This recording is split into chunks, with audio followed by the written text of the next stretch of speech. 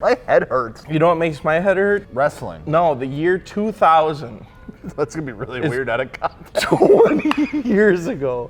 Damn. We were talking about wrestling before this. It's weird. Wrestling's weird. What's up, guys? Dakota from Fitment Industries here with... Giles from Fitment Industries. I was mid-yawn, I'm sorry. Yes, that's all right. He's a little tired boy. But today we're reviewing TJ Hunt's cars. This has been so freaking requested in the comments. Yes. A lot of people wanted to see this. We actually got to meet TJ at SEMA. Yeah, I got to talk to him a little bit. That was cool. It was a good time. So yeah, let's hop into it. Yeah, so I guess we discovered, we're doing the whole like rating YouTubers cars things, and we found out that like YouTubers have like at least 20 cars. Yeah, some of them got a lot of cars. And you can't just pick one because, one doesn't really stand out from the rest of them for some people. So we decided that we're going to take all of TJ's cars and kind of break them down a little bit, go into them, talk about them, then maybe give them a little quick FI rating. Yeah, speaking of FI, wheel tire suspension, fitmentindustries.com. There it is. Boom. There you go. Bob. All right, so first up, we gotta... First up, we have the good old Subaru BRZ that really started right up your alley. Started everything off for him, I say. Sure. I mean, I know like he had like a BMW before and he did a couple vlogs and stuff like that. But like this was like the first car to be built on the channel. I've seen like multiple like renditions and versions throughout the last like few years and everything. And now we have where she sits right now. So we got the BRZ. She's painted like a nice, like, I guess you could call it like Nardo gray kind of. It's got like the not as flat as Nardo gray, not but as flat as Nardo. Similar, like a battleship gray battleship color going on. And we got it wrapped in the McGuire's like wrap because he was doing stuff with them like all year. HRE wheels, Toyo Proxys tires, and on some AccuAir management as well. So this is on air suspension, it's wide-bodied tandem. Hell yeah. Version 3 kit, and you got some flack. We got to see that car at SEMA too. Yeah, it was actually just kind of tucked away outside, and it was like, I walked by him like, in the McGuire's booth. Yeah. I was like, there it is. And it was I kind of felt bad because it was just kind of like tucked away. Yeah, it was kind of in the corner of the Supra and the Ferrari kind of took the limelight of SEMA for that. But it was really cool. Cars, bro. It was really cool to see that. So yeah, I mean, like it's gone through a lot. Like a ton of work put into this thing. Yeah, so much. Like I remember when they started off, he had like the tank coilovers on it, and then they did like the exhaust install, and then it went through like a whole bunch of different renditions. It had like different front fenders. It had like, he bought like a replica kit that he got a bunch of like flack for. Yeah. And then he's like, okay, got it. And then he took that off, and then they like put a built engine in it, wide bodied it with the Pandem kit, turboed it with the JDL turbo kit, unequal length turbo kit. The thing is loud as hell. Well, yeah. Like it is like, you'll have that on these bigger jobs. We have like this like 3-inch just like pretty much straight pipe out the back, and the thing is just stupid loud, and it's fantastic. It looks so damn good. I love that it's gray, but it has the vinyl accents to pop. The body kit on it looks super good. I'm not a fan of like big wings. I'm kind of falling out of that trend, but this one pulls off the wings so well. Right. The canards on there, the HREs look like they're meant for the car. Yeah. They look freaking perfect. And he's always been about like the meaty tire setup too, which I love. Really like. I really like that. The car is on air. It sits really nice, and it's just aggressive as all hell. Like the whole thing just flows really well together. The HREs look fantastic on it. The fitment is like super on point. The question is, how do we not just rate all these cars at 10? Because we're starting off. I mean, we totally can. I mean, I don't think anyone's gonna mind. I think they just want to hear us talk about it. Yeah, well, I'm gonna rate it a 2. So here we have like it starting off. It was just good old we got some stock body BRZ. And man, has it transformed? Holy cow, that's insane. I must admit I haven't seen it like since the beginning. I only seen the end product, so to see the before and after is just absolutely nuts. I mean, if you have a BRZ or FRS, like, I feel like that's the route you got to go. Like that, it's perfect. Right. It really just, I don't know what I would change about it. Right. Which is gonna make this really difficult. You ready to rate it? I'm always so bad at the first rating. Well, don't rate it like a lifted 350Z. 3, 2, 1, 10. 9.5. Why'd you rate 9.5? I don't know. Exactly. The ratings really matter at this point. They do. Awesome cars. They still do. Awesome they still cars. matter. Don't downplay the rating. If they weren't good, they wouldn't be good. The internet wouldn't have it. I don't know. Like they would change it, which they have. I just feel like if I'm gonna rate it less than a 10, there's got to be something I would at least change or I disliked about it. But that's true. That's very true. I guess I even use McGuire. I like using McGuire stuff sometimes. Yeah. I wouldn't even change. Yeah, I guess I wouldn't change anything either. Even the sponsors could. What do you do? All right, so moving on to another one of his multitude of vehicles. Out of the lineup. We have the Nissan 350Z. So this was actually a subscriber's car of his that he bought. because he's like, hey, I want to start like getting into drifting. Yeah. I want to like start learning some stuff and everything like that. It has a 2J now, right? It is 2JZ swap. Yes. So the thing puts out I love this like thing. over 600 horsepower, I'm pretty sure. Like it is absolutely insane. As of right now, it's like 2JZ swap pushing out 600 horsepower. You got like a little dial in there. You can like tune it like 4, 5, or 600. It's kind of like ridiculous. That's insane. So he had his buddy at Rad Industries really help him out a lot with this build. They did like a whole like rear-mounted intercooler and like radiator setup. So like all the cooling and everything is in the back. The intercooler's in the back too? I'm not exactly sure, but either way, like they have obviously like the fuel cell in the back, and then they have the massive like cooling for like the radiator and the engine and everything in the rears, and it's like the whole like hatch is like a giant duct like into like the radiator itself. So like the thing is super cool. It's got Wise Fab kit on the front. Like she rips. Rocket Bunny over fenders. This thing has seen a couple renditions too, because like, when we first bought it, obviously it was just drifting with the VQ engine. It went through that like highlighter green or highlighter yellow phase. I don't know if you've ever seen any pictures of that. Yeah. But what are your thoughts? I mean, it's like the perfect drift car. Right. Like, it's a 350. It's got the 2JZ in it. Everything about it just screams drift car. I mean, maybe nitpicking here because I'm really pulling for straws is I changed the wheels out. Sure. I don't know what I'd like to see on a Mason work wheels. Mason full so wheels. he's got. That's kind of cliche at the same time, but so he's got the NK like the R, like the double R's or whatever. Yeah, and they don't look bad. No, I don't want to say they look bad. But those are some like risky wheels. Like those aren't the cheapest wheels. I'm just gonna say like those wheels can get up there. Like the double R's from NK can like get up in price a little bit and they look good. It's just like this car is so wild. I'd like to see some kind of wild wheels with it. They still look good. That's me nitpicking. I don't know. Do you have anything you could nitpick on it that you'd change? I know so much work has gone into these. There really has, because like I remember when they first did the over fenders, it had a different kit on it, and like it was like they had to weld in a panel or something like that. Like the whole rear quarter panel got like. It was weird. Or they like had to cut it really high. Yeah. So basically they put like the Rocket Bunny over fender like on top of this other over fender. Oh my God. So it was kind of tricky, but like I love how much this car has gone through. I guess like if I were to nitpick one thing, the wing on the back, I'm not a huge fan of like the style of it, but like that's really minor. Yeah, it would look good too, like a duckbill or something. Yeah, I don't know if they'd be able to do that with like the rear hatch and how it is, if that would mess with anything. But right, but if you're talking drift bill, you're talking drift car, you got a Rocket Bunny 350Z with 2JZ. Yeah, the wing looks good on it too. It does look good. I would just maybe go with a different style personally. But overall, I mean, the thing is obnoxious. Like it's so good. I remember watching the video when he picked it up and he was just like grinning ear to ear, and it was just so ridiculously cool. Like I can't imagine driving the thing. It's just got to be an absolute blast to drive. But like overall, like having like him go to like Rad Industries and stuff like that, and like, what they did and seeing the progress of it, like there's so much that went into it, and like so much custom fabrication that went into it to do that like whole rear mounted everything. It's fantastic. It really is. All right, ready to rate it? Yeah. 3, 2, 1, 10. 9. I'm gonna give that one a 9. I do like the BRZ a little bit more. Sure. But I mean, this thing's amazing. It's still a 9. But it's a drift car. Yeah. You know, it's like, you know, it looks so good. And it's a drift car. Like, he drifts the crap out of it. Yeah. Ready to move on? Yes. So this is his Mark IV Supra, right? So he picked it up, right-hand drive.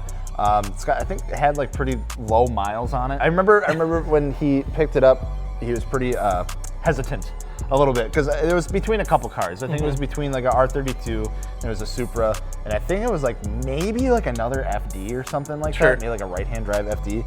But yeah, that's right. It was like when he broke like 1 million subscribers, I think this was like his treat to himself. So this thing has seen quite a bit. It had a couple, I think it had like an oil issue or something like that, but since then, they've added some aero stuff to it, like the diffuser, which is a carbon fiber, looks freaking fantastic. You got like the TRD style wing.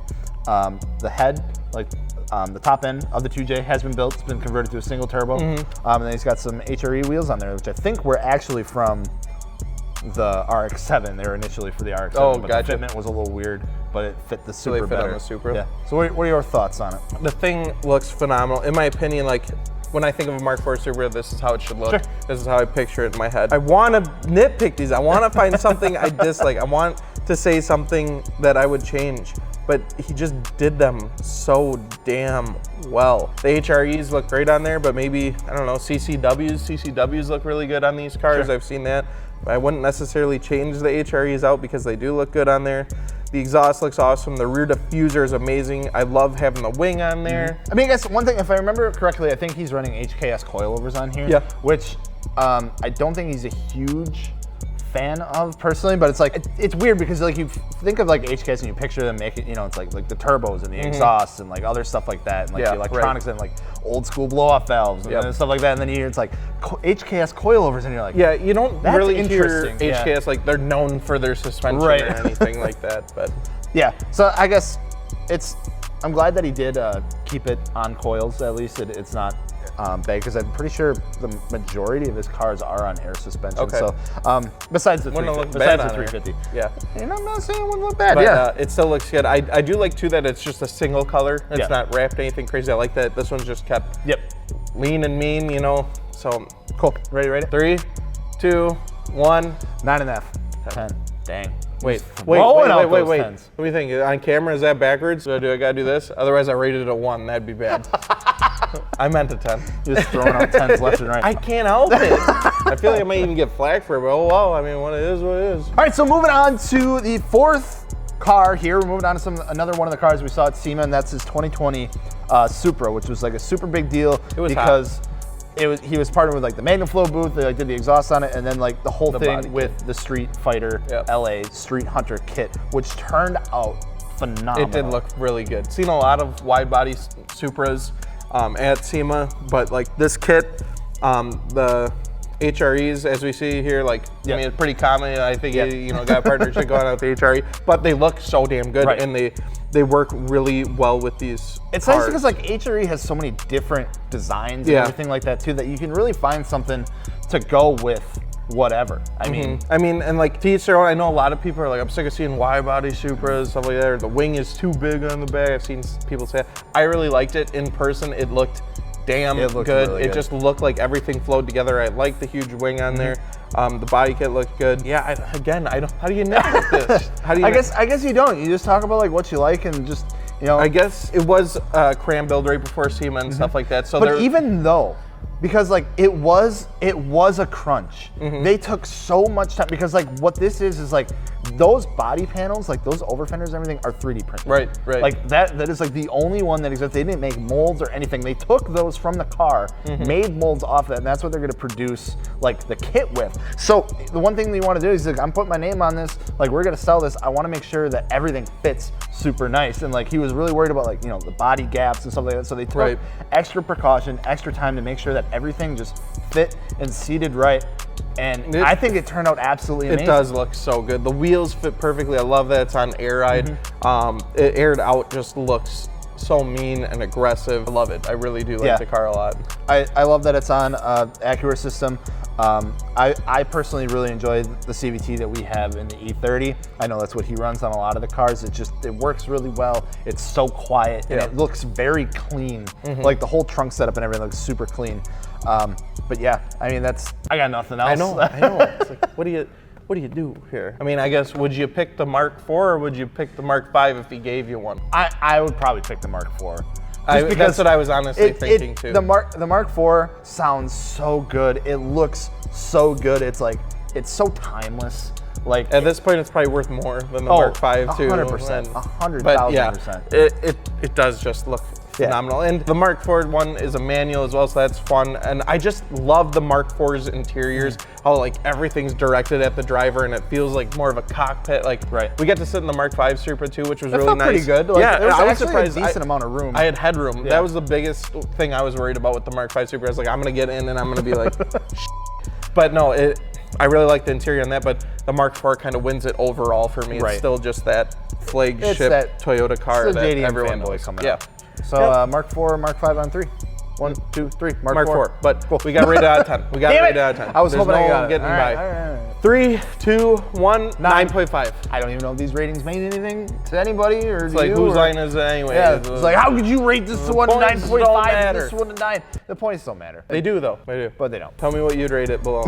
I want to see like if everyone's like 10 to 10 or they're all like, you guys are idiots. This is a 3 and a 2 and this one's a 5. All right, so moving on to the fifth and final car, which is actually a little bittersweet moment because as of like last week, he just sold this car.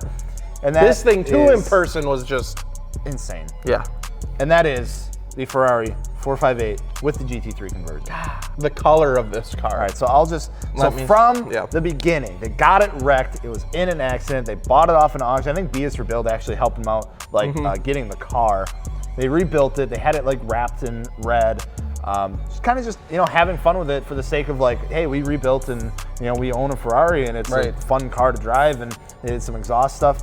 And then he just decided that, you know, let's go all out. Let's find a GT3 kit, make like the 4th like road legal GT3 conversion Ferrari 458 in the United States, and let's just do it like all the way. And it looks so good. Again, I cannot stress how much I love the dark green color. And then you have the HREs with like the gold base and polished up. So those and it just looks so those good. are a design that HRE brought back. Like the HRE classics, they brought back to make for that car. They go perfect with the car. So good. Like it looks so good. The green, like the dark green with like, would you call that a gold? I guess it's like a gold. It's like a light gold. Light gold. Yeah.